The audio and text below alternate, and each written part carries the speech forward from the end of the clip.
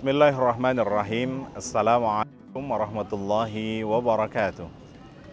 Alhamdulillahilladzi bini'matihi tatimmus salihat wa bifadlihi tatanazzalul khairat wa bitaufiqihi tatahaqqal ghayat.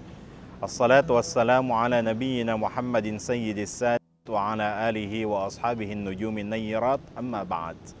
Shaimin wa shaimat yang dimuliakan Allah Subhanahu wa taala, mudah-mudahan ibadah puasa kita hari ini diterima oleh Allah Subhanahu wa taala dengan penerimaan yang terbaik dan menjadi amalan-amalan terbaik pula saat kita menghadap Allah Subhanahu wa taala. Suatu saat tatkala Rasulullah sallallahu alaihi wasallam sedang duduk bersama sahabat-sahabatnya, beliau menyampaikan informasi di tengah-tengah sahabatnya. Yatla alaikum rajulun min ahlil jannah. Akan datang nanti di tengah-tengah kalian laki-laki Ansar yang merupakan calon penghuni surga. Sahabat kemudian mulai mengintai siapa di antara laki-laki ini yang diprediksikan oleh Rasulullah merupakan calon penghuni surga. Maka didapati ada laki-laki Ansar yang duduk di tengah-tengah kalangan sahabat yang lainnya. Di sebelah tangan kirinya menggenggam sendal dan jenggotnya cukup basah min atharil wudu. Hari kedua, hal yang sama disampaikan oleh Nabi Muhammad SAW. Yatla alaikum rajulun min ahlil jannah. Akan datang nanti di tengah-tengah kalian laki-laki Ansar merupakan calon penghuni surga. Karakteristik sahabat begitu terkesima apa yang disampaikan oleh Nabi. Manakala ada yang sudah dinobatkan menjadi penghuni surga, maka sahabat-sahabat itu memiliki sifat iri, sifat ghiftah.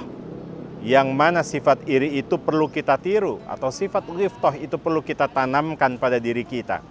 Satu contoh misalkan, jika ada di kalangan sahabat-sahabat kita yang Ramadan tahun ini sudah menghatamkan Al-Quran, tapi dirinya belum mampu menghatamkan, iri terhadap kualitas ibadah sahabat tersebut.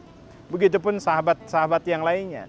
Di antara sahabat yang begitu iri dan bahkan bisa mendeteksi, itu tidak lain adalah sahabat Abdullah bin Amr bin As. Beliau mengintai adakah yang istimewa dari ibadah orang ini. Ternyata setelah kajian berlalu, maka orang ini pulang, diikuti oleh sahabat Abdullah bin Amr bin As sampai tiba di hadapan rumahnya.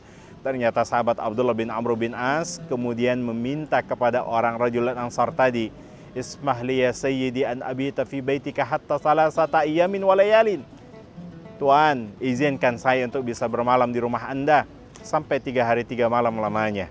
Di sini kita bisa pahami bahwa dalam Islam dibolehkan untuk bisa bermalam di rumah saudara kita, di rumah sahabat kita sampai 3 hari 3 malam lamanya. Jika tidak ada uzur syar'i yang kemudian untuk dilanjutkan kembali bermalam. Namun jangan kemudian dibantah dengan dalil-dalil silaturahmi. Barangkali esensi silaturahmi betul memang memperpanjang usia dan bahkan memperbanyak rezeki. Namun kenapa Islam membatasi sampai 3 hari 3 malam lamanya? Kalau tidak dibatasi oleh Islam, bisa jadi dia bermalam sampai 30 hari 30 malam lamanya. 30 hari 30 malam lamanya bisa jadi panjang umur buat dia tapi pendek umur buat tuan rumahnya. Maka para ikhwati fillah yang dirahmati Allah Subhanahu wa taala, seketika sahabat Abdullah bin Amr bin As mencoba bermalam dengan dalih wa kuntu fi mukhtasamah. Saya dalam keadaan konflik tuan dengan keluarga saya, izinkan saya untuk bisa bermalam 3 hari 3 malam lamanya. Maka selesai diberi kesempatan untuk istirahat karena baru menunaikan ibadah salat Isya berjamaah. Disinilah sahabat Abdullah bin Amr bin As mengintai adakah yang istimewa dari ibadah orang ini. Ternyata ba'da Isya tidak ada aktivitas apapun, hanya istirahat yang dilakukan oleh laki-laki Ansar tadi. Sampai mendekati subuh tiba, begitu dan seterusnya sampai malam kedua dan malam ketiga. Muncul perasaan yang ada pada diri sahabat Abdullah bin Amr bin As. Apakah yang disampaikan oleh Nabi ini tepat? Laki-laki ini tidak pernah tahajud. Barangkali ini kabar gembira buat kita yang gak pernah tahajud. Buktinya apa? Orang ini ternyata bisa masuk surga.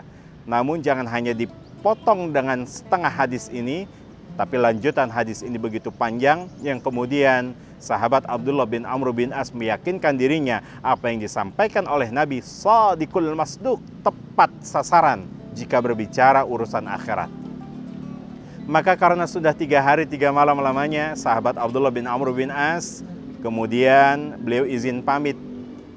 Sejatinya dia mengatakan, Saya bermalam di rumah Anda karena memang terpicu dengan satu ucapan yang disampaikan oleh Nabi, min ahlil jannah. Ternyata ketika saya selidiki satu persatu dari malam pertama sampai malam ketiga, tidak ada yang istimewa dari ibadah Anda. Maka izinkan saya pamit. Seketika beberapa langkah kemudian, sahabat Abdullah bin Amr bin As dipanggil oleh orang tersebut. Ta'al ya Sayyidi, wahai Tuan, kemari sejenak. Apa yang kau lihat itu tidaklah ada yang aku rahasiakan. Beginilah ibadahku. Namun, apakah engkau pernah melihat bagaimana dimensi batin saya ini beribadah?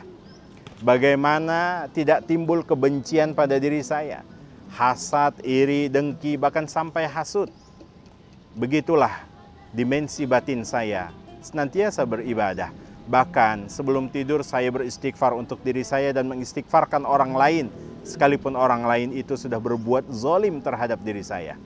Ternyata sahabat Abdullah bin Amr bin As mengapresiasi orang tersebut. Inilah yang istimewa dari ibadahmu.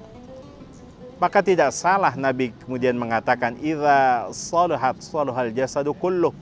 Jika ada dimensi batin ini baik, maka konsekuensi dimensi zahirnya pun juga akan baik. Wa idza fasadat fasadal jasadu kulluh. Jika dimensi batin ini rusak, maka konsekuensi zahirnya pun juga rusak.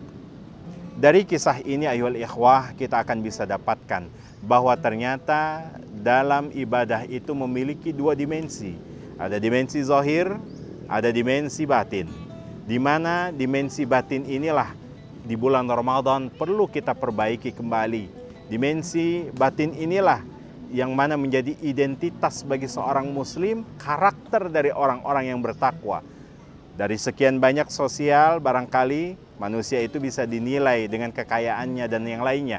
Akan tetapi hanya satu identitas yang melekat pada diri orang-orang yang berpuasa. Itu tidak lain adalah la'allakum tattaqun. Dan secara keseluruhan Al-Hujurat ayat 13 memberikan pesan dan informasi kuat. Inna akramakum indallahi atqakum. Yang paling mulia di hadapan Allah Subhanahu wa taala yaitu yang memiliki identitas takwanya. Yang mudah-mudahan puasa bulan ini, tahun ini membentuk pribadi-pribadi takwa kita kepada Allah Subhanahu wa taala. Assalamualaikum warahmatullahi wabarakatuh. Terima kasih sudah nonton. Jangan lupa like, subscribe, dan share ya.